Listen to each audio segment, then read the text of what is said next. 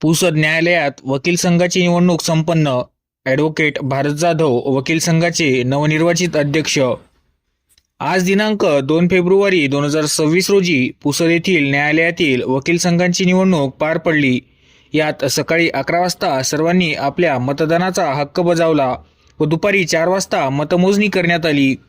या निवडणुकीत पुसद वकील संघाच्या अध्यक्षपदी ॲडव्होकेट भारत जाधव हे निवडून आले, तर वकील संघाच्या उपाध्यक्षपदी ॲडव्होकेट सुचिता नरवाडे या बिनविरोध निवडून आल्या.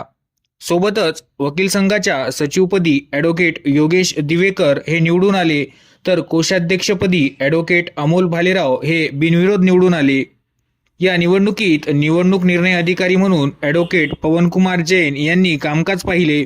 तसेच या निवडणुकीनंतर विजयी उमेदवारांना सर्वांनी शुभेच्छा दिल्या.